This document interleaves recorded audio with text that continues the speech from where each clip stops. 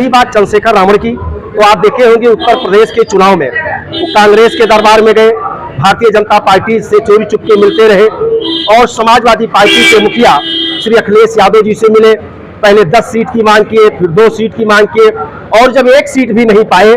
तो मैं पहली बार देखा एक कोई अनुसूचित जाति का जो अपने आप को मोच वाला नेता बताता है कि उन्होंने पूरे दलित समाज का अपमान यह करके किया कि अगर अखिलेश यादव जी हमको भाई कह दें तो हम उनके साथ खड़े हो जाएंगे। जो भाई कहने के लिए तरस रहा है तो और उसके बाद उनके बारे में कोई टिप्पणी करने की जरूरत नहीं है। ये क्या बताएंगे माननीय कांशीराम साहब की जयंती पर?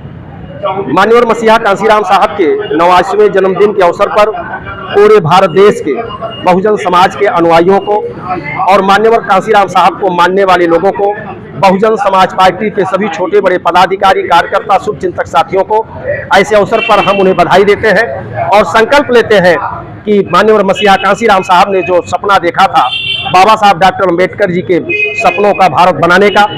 उस अभियान को आदरणीय बहन कुमारी माइती जी के नेतृत्व में पूरे देश में बहुजन समाज पार्टी के लोग संघर्ष कर रहे हैं और माननीय बहन जी के नेतृत्व में आने वाले समय में हम देश की सबसे बड़ी पंचायत लोकसभा में भारी संख्या में चुनाव जीत करके और देश की लोकसभा में पहुंचने का काम करेंगे। आने वाले समय में जो तमाम चुनाव होने वाले नगर निकाय के और साथ ही 2024 के अंदर में कैसी रणनीति रहेगी बहुजन समाज पार्टी की? बहुजन समाज पार्टी लगातार संघर्ष करती है और जनता के बीच में जाके संघर्ष करती है। विधानसभा के चुनाव के बाद से आदरणीय बहन जी ने निर्देश दिया कि गांव चलो अभियान, 402 विधानसभाएं हैं उत्तर प्रदेश में, इन सभी विधानसभा क्षेत्रों में प्रतिदिन 2 बैठकें होती हैं, यानी कुल मिला के 804 बैठकें प्रतिदिन बहुजन समाज पार्टी पूरे उत्तर प्रदेश में कर रही है। और हम सब लोग गांव-गांव जा रहे हैं और गांव में जाने के बाद चाहे पिछड़ा हो, चाहे अगड़ा हो, चाहे मुस्लिम हो, चाहे सिख हो, चाहे पारसी हो, इन सब लोगों का भारी पैमाने पर हमको जन समर्थन मिल रहा है। समर्थन इसलिए मिल रहा है कि केंद्र और प्रदेश की सरकार महंगाई को कम करने के नाम पर सत्ता में आई थी, बेरोजगारी को खत्म करने के नाम पर सत्ता में आई थी, लेकिन सत्ता में आने के बाद आज बेरोजगारी बड़े पैमाने पर बढ़ी है, महंगाई कई गुना बढ़ी है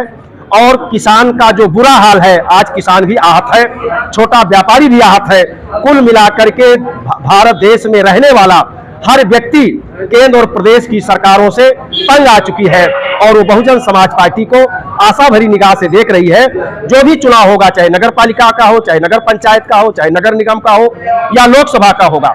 उन सभी चुनावों में बहुजन समाज पार्टी पूरी दमदारी के साथ लड़ेगी और चुनाव को जीतेगी। जिस प्रकार आपने बताया कि भारतीय जनता पार्टी लगातार विफल चल रही है, लेकिन अखिलेश यादव के माध्यम से एक बयान आया हाल ही में कि बहुजन समाज पार्टी की जो टिकटें हैं ये बीजेपी के हेड ऑफिस से डिसाइड होकर आती है, क्या बताएंगे इस पर?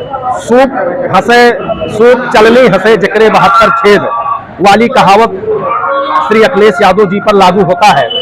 भारतीय जनता पार्टी की इशारे पर कौन पार्टी चल रही है, आप सभी मीडिया के साथी जानते हैं। आप जानते हैं कि जब 19 का लोकसभा का चुनाव नजदीक था तो लोकसभा के अंदर में कौन सा ऐसा नेता था जिसने कहा था कि मोदी जी को बधाई दिया था और कहा था कि मैं चाहता हूं कि आप दोबारा जीत के आए। आप देखे होंगे कि जब योगी जी मुख्यमंत्री पद की शपथ ले रहे थे तो किनका पूरा परिवार उस शपथ ग्रहण समारोह में गया था और कौन से ऐसे नेता थे जो योगी जी के और मोदी जी के कान में बात कर रहे थे। ये सर्वविदित है कि मेरे साथियों, जो समाजवादी पार्टी है वो भारतीय जनता पार्टी के इशारे पर चलती है। आप देखे होंगे कि लोकसभा का चाहे चुनाव रहा हो, लोकसभा के चुनाव में तो अनुसूचित जाति सहित सर्व समाज के लोग जो भारतीय जनता पार्टी को हटाना चाहते थे वो तो गठबंधन के साथ थे, लेकिन वही समाजवादी पार्टी का जो आधार वोट है, उनके जो समाज का वोट है, वो कहीं न कहीं से भारतीय जनता पार्टी को मेरे साथियों चुनाव जिता रहा था। आप देखे होंगे आजमगढ़ में लोकसभा का उपचुनाव हुआ। लोकसभा के उपचुनाव में श्री अखिलेश यादव जी एक भी दिन वहां नहीं गए और उनका सगा चचेरा भाई वहां से चुनाव लड़ रहे थे।